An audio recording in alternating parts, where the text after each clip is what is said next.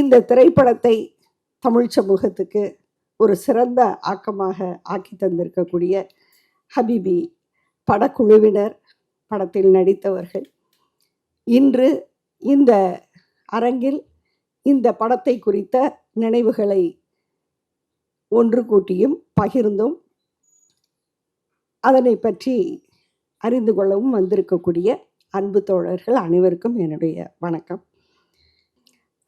கவின்மலர் சொன்ன மாதிரி கிட்டத்தட்ட சில நேரங்களில் சிலர் பேசும்போது அதே பாதையில் தானே நம்மளும் பயணிச்சோன்னு நினைக்க தோணும். அவர் சொன்ன பல இடங்கள் எனக்கு அப்படி இருந்தது. இந்த படத்தை பொறுத்த வரைக்கும் ஒரு சில எண்ணங்களை உங்களோட பகிர்ந்து கொள்ள விரும்புகிறேன். நல்ல படைப்பு அப்படின்னு சொன்னால் அது நமக்குள்ளார முன்னும் பின்னுமாக நிறைய விஷயங்களை கிளறி கொடுக்கணும், நம்மளை பேச வைக்கணும். ஒரு படம் நம்மளை அதை பல்வேறு கோணங்கள்லேருந்து பேச வச்சாலே அது வெற்றிகரமான திரைப்படம் தான். அதில் எந்த விதமான ஒரு மாற்று கருத்தும் இருக்க முடியாது. ஹபீபி திரைப்படத்தை பொறுத்த வரைக்கும் எனக்கு இதை ஒரு இஸ்லாமிய திரைப்படம் அப்படின்னு சொல்கிறது எனக்கு கொஞ்சம் கஷ்டமாக இருக்குது. இது மிகச்சிறந்த தமிழ் திரைப்படம். அதாவது பல்வேறு திரைப்படங்களில் நீங்கள் அரசியல் திரைப்படங்கள் தவிர்த்து நல்ல குடும்ப படம் அப்படின்னு நம்ம சொல்லுவோம். ஒரு கிராமத்தை அப்படியே கொண்டு வரக்கூடிய, கிராம பின்னணியில் உள்ள ஒரு குடும்பம் அல்லது சில குடும்பங்களின் வாழ்க்கையை சொல்லக்கூடிய நல்ல படம்னு சொல்லுவோம். அந்த வரிசையில் வருகின்ற ஒரு மிகச்சிறந்த படம், மிகச்சிறந்த படைப்பு. அதை ஏன் நாம் இஸ்லாமிய வாழ்க்கை அப்படின்னு அது ஒரு வகையில் அப்படி சுருக்கிடக்கூடாதோங்கிறது என்னுடைய ஒரு சின்ன நினைவு. ஏன்னு கேட்டால் அவங்க உடுத்தி இருக்கிற ஆடைகள், பேசக்கூடிய ஒரு சில வார்த்தைகள், இப்போ உதாரணமாக சாட்சான்னு சொல்கிறது அல்லது ஹபீபிங்கிற வார்த்தையே எடுத்துக்கோங்க, இந்த குலா கொடுக்கறது, அதாவது இஸ்லாமிய சமூக மரபுக்குரிய வார்த்தைகள். இந்த வார்த்தைகள் தவிர்த்து அப்பாவாக, அண்ணனாக, தம்பியாக, அம்மாவாக, பாட்டியாக, பக்கத்து வீட்டுக்காரராக, நண்பராக அங்கு இருந்த எந்த கதாபாத்திரமும் நான் இப்போ எனக்கு எந்த மதத்தையும் நான் சேர்ந்தவள் அல்ல. நான் பார்த்திருக்கின்ற எந்த மனிதர்களில் இருந்தும் வித்தியாசமான யாரையும் நான் அங்கு பார்க்கவில்லை. ஆக ஒருவித வடிவங்களும் மேல் உரைகளும் தான் வேறுபாடு. உள்ளுக்குள் எல்லோரும் இதே உணர்வுகள் உள்ள மனிதர்கள். அப்படிதான் நாம இந்த படத்துல நான் என்ன பார்க்குறேன்னா, ஒரு சமுதாயத்தில் பல பிரிவு மக்கள் வாழ்கிறார்கள். இப்போ நான் ஒரு ஒரு சமூகத்தை சேர்ந்தவனா, சமூகம்னா இந்த சமூகம் இல்லை, சாதியை சொல்லலை, நான் சொல்கிற சமூகங்கிறது ஒரு குறிப்பிட்ட கொள்கை, ஒரு குறிப்பிட்ட. இப்போ எனக்கு மிக அணுக்கமான, நானும் அருள்மொழியும் பேசும்போது நிறைய விஷயங்கள் நாங்கள் இதே மாதிரி தானே அப்படி. அது காரணம் ஒரே மாதிரியான வளர்ப்பு முறை. ஒரே மாதிரியாக வளரும்போது பல இடங்களில் அருள்மொழி நடந்துக்கிறதும் நான் நடந்துக்கிறதும் ஒரே மாதிரி அமையும். அதற்கு ஒரு ஒரு பொதுவான பின்னணி இருக்கு இல்லையா? அதே மாதிரி பல்வேறு பிரிவுகளாக வாழ்கிறாங்க. அது சாதியும் ஒரு பிரிவாக இருக்கிறது, மதமும் ஒரு பிரிவாக இருக்கிறது, சில சமயம் மொழி கூட ஒரு பிரிவாக இருக்கிறது. ஒரே மாநிலத்துக்குள்ளாரையே மொழி சிறுபான்மையினர் அப்படின்னும் ஒரு செக்ஷன் இருக்கிறாங்க. நம்ம எந்த பிரிவை சேர்ந்தவர்களாக வேண்டுமானாலும் இருக்கலாம், ஆனால் அனைத்து பிரிவினரோடும் உறவோடு இருக்க வேண்டும். அதுதான் அடிப்படையான விஷயம். நாம் எந்த பிரிவில் வேணாலும் இருக்கலாம், அதில் எந்த ஒரு பிரச்சனையும் கிடையாது. அப்படி பார்க்கின்ற பொழுது ஒரு நல்ல சமுதாயம் தன்னிடம் இருக்கக்கூடிய அனைத்து பிரிவினரும் தங்களுடைய வாழ்க்கையை இலக்கிய அந்தஸ்துக்கு உயர்த்தி எடுத்து செல்வதற்கு அனுமதி அளிக்கின்ற ஒரு சமூகமாக இருக்க வேண்டும். இதுதான் அடிப்படையான அரசியல் தேவை. இப்போ ஹபீபி பார்க்கும்போது நமக்கு என்ன தோணுதுன்னா, இது மாதிரி நிறைய ஏற்கனவே வந்திருக்கணுமே, ஏன் வரல? இது மாதிரி ஏற்கனவே நிறைய வந்திருக்கீங்க. நிறைய வாழ்வியல் படங்கள் நம்ம பார்க்குறோம். நம்ம கவின் சொன்ன மாதிரி ரோஜா திரைப்படம் ஒரு மோசமான ஒரு திருப்புமுனை. அதுக்கு முன்னாடி பல நல்ல திரைப்படங்களில் எல்லா படத்துலையும் வந்து யாரோ ஒருவர் இருவர் மாற்று மதத்தை சார்ந்தவர்களாக காட்டப்படுவார். ரஜினி காலத்தை விட்டுருங்க, நான் வந்து பழைய இதை சொல்கிறேன். பாவ மன்னிப்பு எல்லாத்துலேயுமே எப்படி வந்து ஒரு கேரக்டர்ஸ் வருவாங்க. அவங்க வந்து கதாநாயகருக்கு வந்து நல்ல நண்பராக இருப்பாங்க, லேசனா ஒரு உதவி செய்கிறவங்களா இருப்பாங்க. அப்போ ஒரு சக பயணிகளாக தமிழ் சினிமா ஏற்கனவே பதிவு பண்ணியிருக்கு. அதுக்கு பிறகு இங்கே திட்டமிட்டு ஒரு இஸ்லாமிய விருப்ப அரசியல் வந்து வளர்க்கப்படுகின்ற போது தான் அது வந்து ஒரு அரசியல் ரீதியான வேறு ஒரு முகத்தை வந்து கொண்டு வரும். ஒரு தீவிரவாதிகளாக காண்பிக்கிறதெல்லாம் அவங்க ரொம்ப சரியாக சொன்ன மாதிரி ரோஜா வந்து அதில் ஒரு பெரிய தொடக்கம். அதுக்கு முன்னாடி அப்படி. ஆனால் இந்த படத்தினுடைய சிறப்புன்னு நம்ம சொல்கிறது, அந்த ஒரு சமுதாய மக்களே வாழ்கின்ற ஒரு பகுதி, அந்த பகுதி மொத்தமாக நம்ம கண் முன்னால் வைக்கப்படுகிறது. வெறும் ஒரு குடும்பம் அல்ல, ஒரு ஊர். அந்த ஊரில் அந்த மக்களுடைய வாழ்வியல், அவங்க நெசவை அடிப்படையாக வைத்து வாழ்கிறார்கள். அவங்களுடைய வாழ்வாதாரம் தறியாக இருக்கிறது. அப்போ அந்த தறி பாயக்கூடிய தெருக்கள், அங்கே முழுக்க தறி இல்லாத தெரு இருக்காது.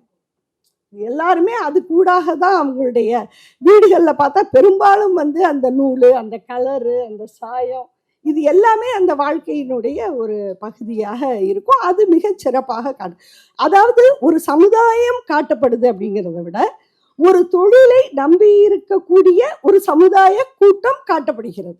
நீங்க அந்த இடத்துல தான் நம்ம அப்படிதான் இதை வந்து நம்ம பார்க்கணும். இப்போ இந்த உரையை நான் பெரியார் திடல்ல இருந்து நிகழ்த்துறேன்.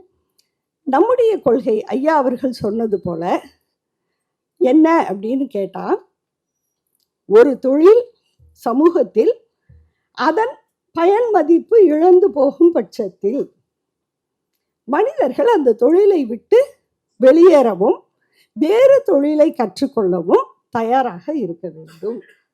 அதுதான் பகுத்தறிவு அப்படிங்கிறது. இந்த கொள்கை தான் நமக்கு. இப்போ இந்த படம் வந்து எந்த இடத்துல நம்மளை வந்து ஒரு சேலஞ்ச் பண்ணுது அப்படின்னு சொன்னா, நீங்க பேசுற மாதிரி அது அப்படி ஒன்றும் ஈஸியான விஷயம் கிடையாது. நீங்க சொல்றது சரியா இருக்கலாம், தப்பா இருக்கலாம். ஆனால் அந்த நெசவோடு உறவாடி வாழ்கின்ற ஒரு மனிதன், அவன் மனைவியை நேசிப்பதை விட, மகனை நேசிப்பதை விட, தன்னுடன் உறையும் மனிதர்களை நேசிப்பதை விட ஒரு பங்கு கூடுதலாக தான் பார்த்த தொழிலை நேசிக்கிறான். அந்த நேசத்திலிருந்து அந்த மனிதனை அந்த தலைமுறை கேட்குது. 2 குரல் அந்த மனிதனை நோக்கி வைக்கப்படுது. ஒரு குரல் இங்க மிக முக்கியமாக சொல்லப்படுகின்ற அந்த சமூகத்தின் பெண்கள். இந்த பெண்கள், அதாவது ஆண்கள் செய்கின்ற, இஸ்லாமிய சமூகம் மட்டும் இல்லை, ஒட்டுமொத்த உலகத்தினுடைய ஆண் சமுதாயம் செய்த மிகப்பெரிய தவறு, பெண்களை வீட்டுக்குள் அடக்கி வைத்துவிட்டு அவர்களை தங்கள் தோள்களிலே சுமந்து கொள்கிறார்கள். இது ஒரு தேவையில்லாத வேலை. ஆனா அதுதான் நடந்து கொண்டிருக்கிறது. அப்படி நடக்கும்போது அந்த தன்னை நம்பி இருக்கக்கூடிய மனைவி, அந்த மனைவியை அவரால் புறக்கணிக்க முடியாது. அந்த மனைவியின் வலியை வந்து அவ்வளவு ஈஸியா புறக்கணிக்க முடியாது. அந்த மனைவி வந்து சொல்றாங்க, என்ன எனக்கும் வயசாகுதுல்ல, என்னாலும் உங்களுக்கும் வயசாகுதுல்ல, உங்களாலையும் முடியலைல்ல, என்னாலையும் முடியலைல்ல, அப்ப இதை விட்டுட்டு வேற ஒரு இதை நோக்கி நகர்ந்தா என்ன? அப்போ இந்த இடத்துல வந்து நம்முடைய கஸ்தூரி ராஜா அவருடைய பாத்திரம் எனக்கு வந்து நம்பர் 1 அதுல கேரக்டர் வந்து கஸ்தூரி ராஜா சாரோட கேரக்டர் தான். இதுதான் நான் எந்த கேரக்டரையும் பார்ப்பேன். அப்படி நம்மளை வந்து நொறுக்கி போடுற ஒரு விஷயங்கிறத, கதையும் அதுதான். கதையும் ஆழமாக அவரை மையம் கொண்டது தான். நடிப்புலையும் அவர் வந்து கவின் சொன்ன மாதிரி ரொம்ப ரொம்ப அற்புதமான நடிப்பு. அதாவது இவரை தவிர மிகச்சிறந்த தமிழ் நடிகர்கள்னு சொல்லப்படக்கூடிய யார் நடித்திருந்தாலும் இந்த நடிப்பை தந்திருக்க முடியுமா என்று சொல்லக்கூடிய அளவுக்கான ஒரு ரொம்ப, அதாவது அவருடைய பாவங்களாக இருக்கட்டும், அவருடைய குரலாக இருக்கட்டும், ரொம்ப ரொம்ப வந்து நம்மளை நெகிழ வைத்த ஒரு நடிப்பு. அதை வந்து நம்ம வேற ஒரு கருத்தை யாரும் சொல்ல முடியாது. அப்படிப்பட்ட அந்த கேரக்டருக்கு வந்து அந்த குரல் வருது. எனக்கு ஏன் ஒரு மாற்றத்தை நீ ஏத்துக்க மாட்டேங்கிற அப்படின்னா, அதுக்கு அவருக்கே பதில் தெரியல. ஒரு மாற்றத்தை நோக்கி ஏன் நகர முடியல? இன்னொரு பக்கம் வந்து பிள்ளைங்க, தன்னை நம்பி இருக்கக்கூடிய மகன், அவருடைய தேவை, பொருளாதாரம், தன்னை நம்பி இருக்கக்கூடிய தம்பி. அப்போ இவரை ஒரு கட்டத்துல புறக்கணிச்சுட்டு இவருடைய அந்த லீடர்ஷிப் அப்படிங்கிறது தகர்ந்துகிட்டே வருது. இவரை புறக்கணிச்சுட்டு தம்பி முடிவு எடுக்கிறாரு, இல்லைன்னா நீ வேணா இப்படியே இரு, என்னால இப்படி இருக்க முடியாது. அதுக்கு காரணமாக நீங்க நல்லா உள்ளூர பார்த்தீங்கன்னு சொன்னா, இந்த மூத்த மனைவியை விட, அந்த கஸ்தூரி ராஜா அவர்களுடைய மனைவி பாத்திரத்தை விட தம்பியின் மனைவி பாத்திரம் வந்து ஓரளவு அந்த பெண் வந்து மாறுபட்டு சிந்திக்கிறாங்க. அவங்க செயல்படுகின்ற சுதந்திரமும் அவங்களுக்கு கிடையாது. ஆனால் கணவனின் மாற்றத்தை தூண்டுகின்ற ஒரு நபராக அவர் வர்றார். நீ இதுலயே இருக்க முடியாது, நீ வெளியே போ. அதாவது வெளிநாடு போகணும் அப்படிங்கிற முடிவு வந்து அந்த பெண்ணின் தூண்டுதல் தான். இந்த தனி வாழ்க்கையை நம்மளால ஏத்துக்க முடியாது. அப்போ முகமது யூசுப் இவருக்கு வந்து அது முதல் அடி. அதாவது இந்த தொழில வந்து இவர் மறுபடியும் என்ன விரும்புறாரு, எனக்கு வயசானாலும் தம்பிக்கு இளமை இருக்குல்ல, ஆரோக்கியம் இருக்குல்ல, அப்ப அவர் இன்னும் கொஞ்சம் ஒழுங்கா இந்த வேலையை செஞ்சு இந்த தொழிலை காப்பாற்றலாம்லங்கிறது தான் அவருடைய எதிர்பார்ப்பு. ஏன் இதை விட்டுட்டு இன்னொரு நாட்டுக்கு போகணும்? இங்க கொஞ்சம் கூடுதலா கஷ்டப்படலாம்ல. அந்த உண்மையில அது அந்த படத்தில் மறைமுகமாக சொல்லப்படுது. முதல் தலைமுறை தன்னை வருத்தி கொண்ட அளவுக்கு அடுத்த தலைமுறை வாய்ப்பில்லைங்கிறது மட்டும் இல்ல, தன்னை வருத்தி கொள்ள அந்த தலைமுறை மறுக்கிறது படிப்படியாக. அதே இது வந்து இவருடைய பையன் அடுத்த தலைமுறைன்னு வரும்போது, இவருடைய பையனுக்கு வந்து மண் மீது பாசம்ங்கிறதும் இருக்கு. ஆனா அதை விட அதிகமாக காதலின் மீது பாசம் இருக்கு. அந்த காதலியோடு இருக்க வேண்டும். அப்ப வெளிநாட்டுக்கு போறதுங்கிறது அதுக்கு தடையாக வரும். அப்போ இவருக்கு சிறு பிள்ளையில இருந்து ஒரு காதல் இவருக்கு வந்துகிட்டே இருக்கு. எப்படி வந்து தமிழ் சமூகத்தின் பெரும்பாலான சமூகங்கள்ல இருக்கோ அதை விட மிக ஆழமாக தான் நேசிக்கின்ற ஒரு பெண்ணோடு எந்த ஒரு உரையாடலும் நிகழ்த்தக்கூட ஒரு வெளி மறுக்கப்பட்ட ஒரு சூழல். அதனுடைய உச்சம்தான் அந்த பையன் அடி வாங்குற காட்சி. என்ன போய் ஒரு வார்த்தை பேசிடலாமா? கடைசியில தான் கேட்கிறாரு, உன் குரல் எவ்வளவு நல்லா இருக்குன்னு. அப்ப அது வரைக்கும் அந்த குரலே தெரியாது. அவர் தான் காதலிக்கிற ஒரு பெண்ணோட ஒரு குரலை கூட கேட்க முடியாத. அப்படின்னா இந்த சமூக அமைப்புல இதை வந்து நம்ம அப்படி ரொம்ப காப்பியமா ரசிக்கலாம். ஆனா எவ்வளவு ஒரு என்ன சொல்றது, நான் கடுமையான வார்த்தை சொல்லிடுவேன்னு பயமா இருக்கு. எவ்வளவு மோசமான ஒரு அமைப்பு இது, எவ்வளவு படுமோசமான ஒரு அமைப்பு. இயற்கைக்கு எதிரானது இல்லையா இது? இந்த மாதிரியான ஒரு சமூகம், இந்த மாதிரியான ஒரு கட்டமைப்பு. என்ன அந்த பிள்ளைய பார்த்து 2 நிமிஷம் பேசுறதுக்கு விட்டா என்ன, அதை விட மாட்டேன்னு சொல்லி கடைசியில அந்த பொண்ணோட வாழ்க்கை வந்து, அதாவது இந்த கேள்விகளையும் படம் எழுப்ப வேண்டும். இதை புனிதப்படுத்துறதுல மட்டும் நம்ம நின்றக்கூடாது. இதை புனிதப்படுத்தினா இந்த சமுதாயத்தினுடைய வளர்ச்சியை நீங்க தடை பண்றீங்கன்னு அர்த்தம். புனிதப்படுத்தாதீங்க. அதுல புனிதப்படுத்த ஒண்ணும் இல்லை, பெருமைப்படுத்த ஒண்ணும் இல்லை. அந்த பையன் விரும்பினதெல்லாம் ஒரு 2 வார்த்தை அந்த பிள்ளைகிட்ட பேசணுங்கிறது தான், வேற ஒண்ணுமே கிடையாது. அதை தடை செய்து அதை அவன் திருட்டுத்தனமா போய் பார்த்து கடைசியில ஓடி வந்து அந்த பையன் வந்து எங்க நான் அவளை பார்க்க போனேன்னு சொன்னா அந்த பொண்ணோட வாழ்க்கை முடிஞ்சு போயிடும்.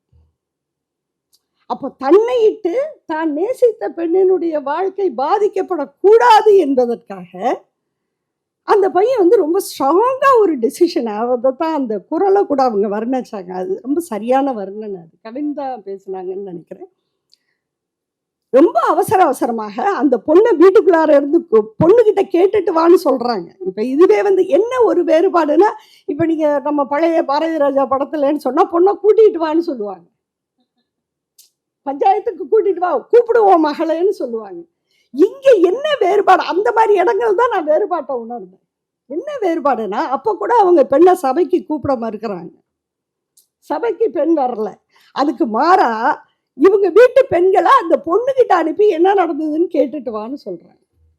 அப்படிதான் அந்த கதை போகுது. ஆனா அப்ப அவ போய் கேட்டு அவங்க அந்த பிள்ளையே உண்மையே சொல்லி தண்டனை வந்துடக்கூடாதுன்னு பயந்து போய் இந்த பையன் அலறலோடு நான் திருட போனேன்னு சொல்றேன். அவங்க அப்பாவுக்கு 100% தெரியும் தன் பையன் திருட போகலேன்னு. அப்பாவுக்கு மட்டும் இல்ல, அந்த சமுதாயத்தில் அவனுடைய நண்பர்களுக்கு தெரியும், நிறைய பேருக்கு தெரியும் அந்த பையன் எதுக்கு போனாங்கிறது ஊருக்கே தெரியும். இருந்தாலும் சொல்லப்பட்டதுதான் வார்த்தை. எது சொல்லப்பட்டதோ அது அங்கு ஏற்றுக்கொள்ளப்படுகிறது. அதுக்கு தண்டனை கொடுக்குறாங்க. அப்புறம் அந்த பையன் வேற வழி இல்லை, வெளிநாடு போறாரு. இந்த மாதிரியாக இந்த கதை நகருது. ரொம்ப அழகாக இதுல வந்து இவருடைய ரொம்ப ஆத்மார்த்தமான நட்புன்னு சொல்லுவாங்களா, அது மாதிரியான நண்பராக இங்கு எப்படி இந்த சமுதாய மக்கள் ஒன்று கூடி வாழ்கிறார்கள் என்பதை காட்டுகின்ற ரொம்ப அழகான இடமாக அவருடைய நண்பராக இந்து சமுதாயத்தை சார்ந்த ஒரு குடும்பத்தை காண்பிக்கிறார்கள். அவர் கடைசி வரைக்கும் வந்து அவருடைய நட்புங்கிறது, இவர் எடுக்கிற ஒவ்வொரு முடிவும், இவர் எந்த இஸ்லாமிய உறவினர்கிட்டையோ நண்பர்கிட்டையோ இவர் போய் பேச மாட்டார். இவர் யார்கிட்ட போய் பேசுவார்? என் பையன் கல்யாணம் வருது, எனக்கு இப்படி ஒரு சூழல் இருக்கு, இந்த தொழிலை விட சொல்றாங்க, எல்லாத்தையுமே இவர் போய் பேசுற இடம் எதுவாக இருக்குன்னா அந்த இவருடைய இந்து நண்பர் வீடாக தான் இருக்கு. அங்கதான் போய் இவர் பேசுறாரு. இது ஒரு ரொம்ப அழகான காட்சிப்படுத்துதல். இன்னும் சொல்லப்போனால் எப்படி வந்து இதுவரைக்கும் நான் சொன்ன அந்த பழைய தமிழ் சினிமாவில் வந்து இந்த கதாபாத்திரங்களுக்கு மத்தியில் ஒரு நல்ல நண்பராக ஒரு இஸ்லாமிய கதாபாத்திரத்தை வச்சாங்களோ அதே மாதிரியான ஒரு மாற்று இது. ஆனால் நான் முதலியே சொன்ன மாதிரி ஒரு சமூகத்தில் இருக்கின்ற அனைத்து பிரிவினருக்கும் முழுமையான ஜனநாயக உரிமை இருக்கிறது என்று சொன்னால், இது மாதிரி ஒவ்வொரு பிரிவினரும் தங்கள் வாழ்க்கையை ஒரு இலக்கியமாக ஒரு படைப்பாக உருவாக்குவதற்கான சமூக வெளி அவர்களுக்கு இருக்க வேண்டும். ஆனா இன்னைக்கு வரைக்கும் கூட இந்த படத்தை வெளியிடுவதற்கு இந்த படக்குழுவினர் போராடுகிற ஒரு சூழல் இங்கு ஏன் இருக்கிறது? இதுதான் நமக்கு கேள்வி. எதற்காக இவ்வளவு ஒரு மென்மையான உணர்வுகளை சொல்லக்கூடிய ஒரு திரைப்படம், அந்த திரைப்படம் ஏன் தாமதிக்கப்பட வேண்டும்? ஏன் இதுக்கு ஒரு போராட்டம் நடத்தணும்? இதுக்கு போராடுறதுக்கு என்ன இருக்கு? அப்படி என்ன வந்து இந்த சமூகத்துல ஒரு பெரிய அரசியல் மாற்று கருத்து, ஒரு புரட்சி, அந்த மாதிரியான கருத்துக்கள் எதையும் இந்த படம் ஒன்றும் சொல்லப்போனால் அது ஒரு பிரச்சாரமாக அவங்க எதையுமே செய்யலை. பெண்கள் கதாபாத்திரம் அப்படின்னு வரும்பொழுது அவங்க அந்த படிப்படியான வளர்ச்சியை காமிக்கிறது தான் நான் ரொம்ப பெரிய விஷயமா நினைக்கிறேன். அதாவது வயது முதிர்ந்த இஸ்லாமிய பெண்கள் எப்படி நடந்துக்கிறாங்க, அதுக்கு அடுத்து வரக்கூடிய தம்பி ஒய்ஃபு, அதுக்கு அடுத்து வந்து மகனுக்கு காதலியாக வரக்கூடிய இணையராக பேசப்படுகின்ற பெண்களுடைய நடவடிக்கை, இந்த தலைமுறை மாற்றம் எப்படி நடந்து கொண்டிருக்கிறது, இந்த தலைமுறை மாற்றம் எவ்வாறாக நிகழ்கிறது அப்படிங்கிறது தான் அந்த பெண் கதாபாத்திரங்களை பொறுத்த வரைக்கும் நாம் கவனிக்க வேண்டிய ஒரு விஷயம். அதை வந்து ஆஸ் இட் இஸ் அவர் காட்சிப்படுத்துறாருன்னு நான் எடுத்துக்கிறேன். எப்படி நிகழ்கிறதோ அப்படி. அதுல ஒரே ஒரு இடத்துல மட்டும் அவர் தன் விருப்பமாக சில விஷயங்களை சொல்றார். சமூகத்தில் நிகழ்வதை அதாவது அந்த பையனின் காதலியை காட்டுகின்ற பொழுது சமூகத்தில் என்ன இருக்கிறதோ அதை காட்டுகிறார். இரண்டாவது இணையராக பேசப்படுகின்ற பெண்ணோட கேரக்டர்ல தான் அவர் என்ன செய்ய நினைக்கிறாருன்னா, அந்த பெண் ஒரு படித்த பெண், சமூகத்தில் வந்து வெளியே வந்து மேடையிலெல்லாம் பேசக்கூடிய அளவுக்கு சில சமூக நடவடிக்கைகள் உள்ள ஒரு பெண் அப்படின்னு காமிக்கிறாரு. அப்படி காமிக்கும் பொழுது அந்த பெண் வந்து சுயமரியாதையை பற்றி பேசுகிறார், பெரியாரை பற்றி பேசுகிறார் என்பதான சில காட்சிப்படுத்தல்களை செய்கிறாங்க. ஆனால் எனக்கு அதில் ஒரு சின்ன ஒரு கருத்து என்ன அப்படின்னு கேட்டால், இறுதியாக அந்த பெண் கேட்கிறார். நிறைய பேர் அந்த கேள்வியை ரசித்தாங்க. ஏன் என்னை பற்றி பேசலைன்னு அந்த பொண்ணு, எனக்காக பேசலை. ஆனால் சுயமரியாதை என்பது சுயநலம் அல்ல. சுயமரியாதையை சுயநலம் என்று தப்பாக அர்த்தப்படுத்தி கொண்டு விடும் கூடாது. அது ஒரு பெரிய ஆபத்து. குடும்பத்தார் போய் பேசும்போது, நான் கதைப்படி சொல்றேன், நீங்க எழுதுற கதைப்படி முறை தவறி நடந்தது யாரு? பொண்ணு வீட்டுக்காரங்களா, பையன் வீட்டுக்காரங்களா?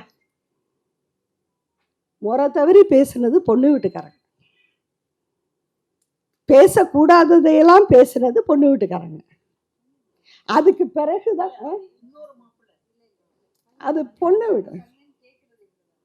இவங்க தான் இல்ல, அது பெண் சார்ந்தது தான். அந்த இன்னொரு பையனும் அந்த பெண்ணோட குடும்பம். முறை தவறி பேச ஆரம்பிச்சது அவங்க. பஞ்சாயத்து ஒழுங்கா பண்ணணும்.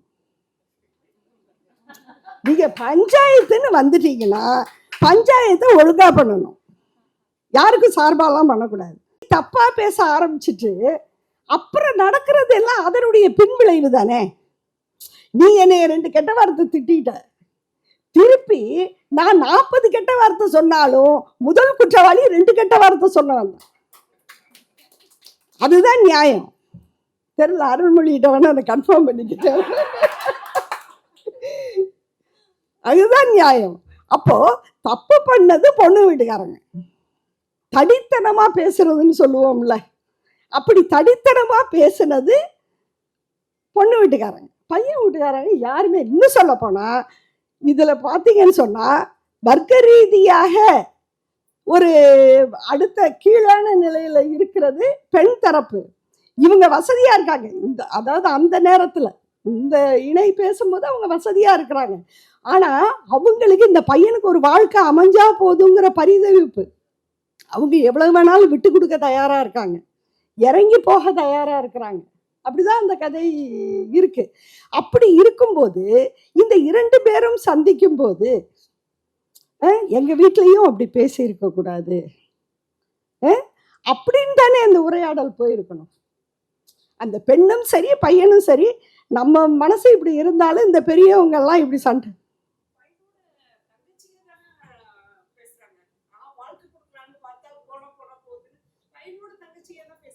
அது வந்து தங்கச்சியுடைய இன்னொரு, அதாவது அந்த பொண்ணுடைய தங்கச்சியை கல்யாணம் பண்ற வேற ஒரு குடும்பத்துல. அப்போ பொண்ணு வீடு தானங்க, அது சொல்ல முடியாது. அது எப்படி பெண் தரப்புல இருந்தானே வர்றாங்க, பெண் தரப்புல இருந்தானே வர்றாங்க.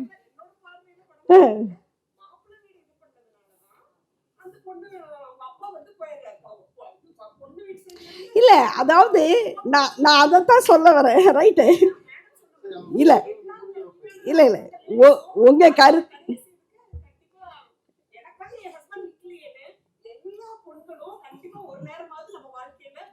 இல்ல இல்ல என்னுடைய ஸ்ட்ராங்கான கருத்தை நான் சொல்றேன்.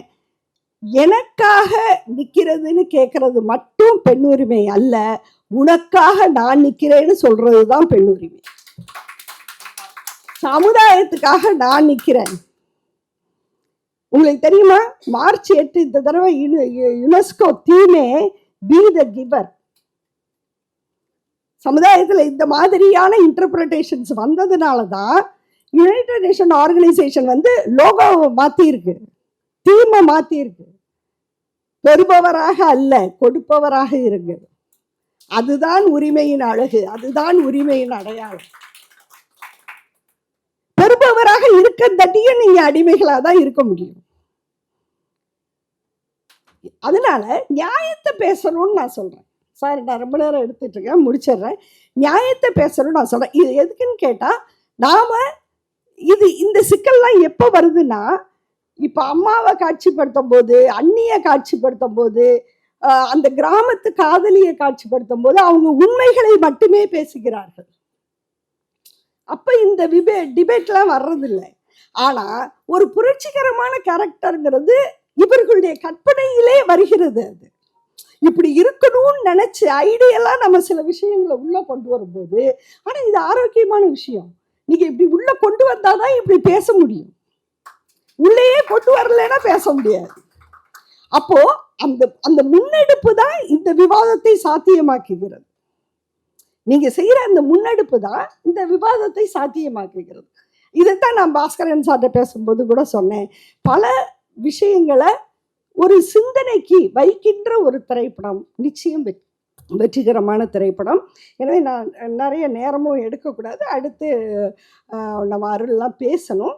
அதனால நான் முடிச்சுக்கிறேன். நான் சொல்ல வர்ற விஷயம் என்னன்னு கேட்டால், தயவு செய்து இதனை நல்ல தமிழ் திரைப்படம், சிறந்த தமிழ் திரைப்படம், வெற்றி பெற வேண்டிய தமிழ் திரைப்படம், தமிழ் மண்ணின் வாழ்க்கையை பேசுகின்ற படம்.